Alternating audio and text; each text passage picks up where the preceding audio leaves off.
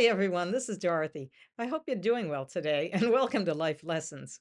This channel is all about old items I've found in my home and the stories attached to them.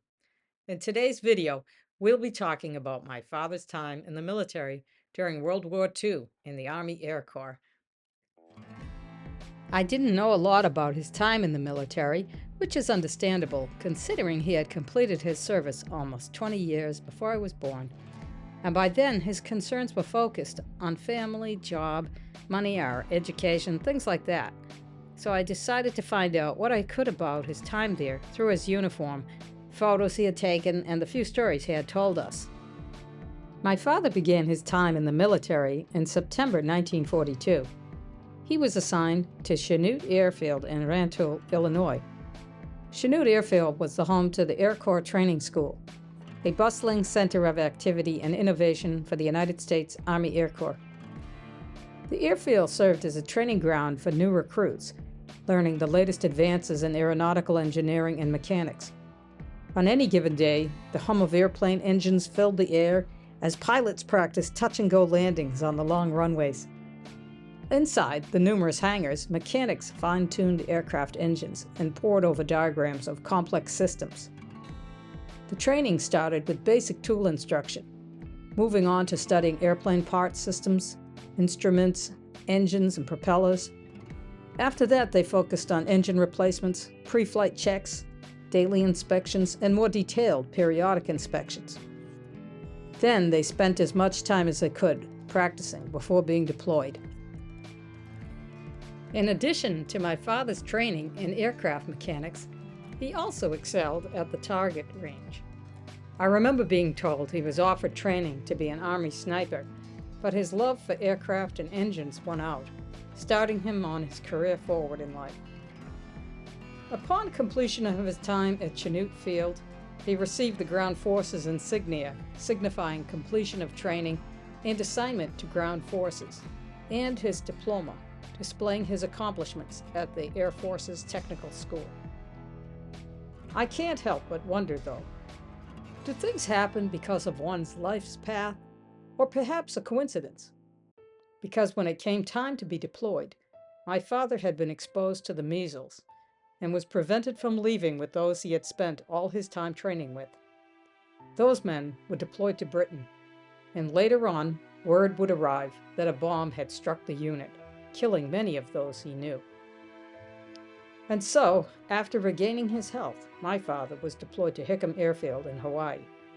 At that time, the attack on Pearl Harbor had already occurred, and the rebuild was underway. Now, as a member of the 7th Air Force, the main job was protecting the Hawaiian Islands. The headquarters were established at Hickham Field, where they also maintained a facility known as the Hawaiian Air Depot. The depot was like a pit stop for planes flying all throughout the Pacific. The 7th Air Force was of major importance in the Pacific. They helped transport troops and supplies with long-range planes, such as the modified Liberator. They also trained and supplied troops for the war. Some of the jobs my father was assigned to were fixing and reconditioning planes, applying tropical modifications to send them off to combat units, constructing new ones that had arrived, and metalwork. Mechanics and machinists at Hickham Field acted as jack-of-all-trades, doing whatever job needed to be done to keep things rolling.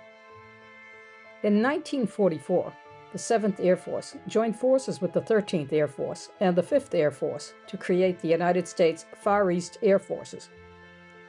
This group was in charge of all the air forces in the Southwest Pacific. From 1944 to 1945, the 7th Air Force worked hard to stop the Japanese from attacking the Mariana Islands by attacking Iwo Jima. During the summer of 1945, the 15th Fighter Group, along with the 21st and 318th from the 7th Fighter Command, were reassigned to the 20th Air Force. At that time, my father was reassigned to Guam with the 20th Air Force.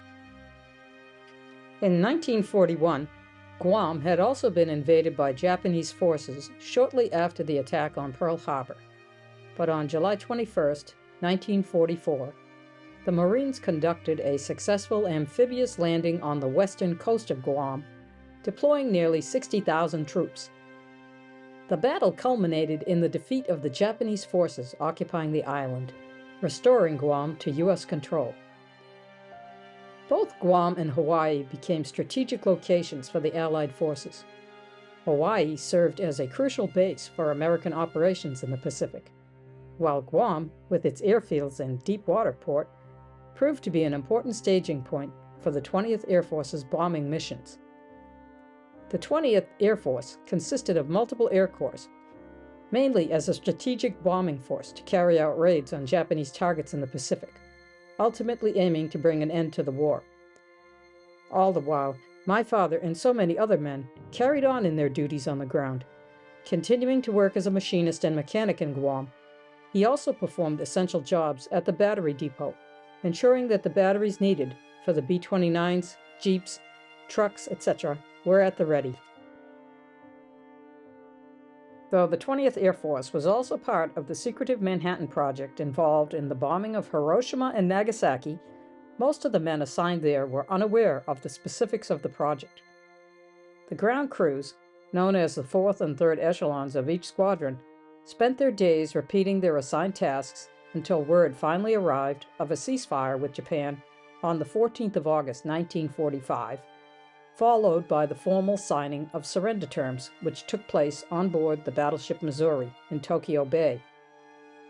Demobilization for all the men who had served America so well during the war took some time, but soon my father was home again with his family, engaging in his greatest role as head of his home, that which he loved so much.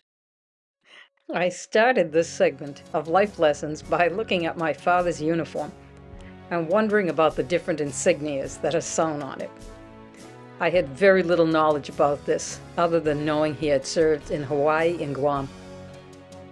Random stories I remember him recalling, though, usually were told in a joking, matter-of-fact way, as he didn't think too much of himself as being very important, but rather as a member of a group there to do a job well.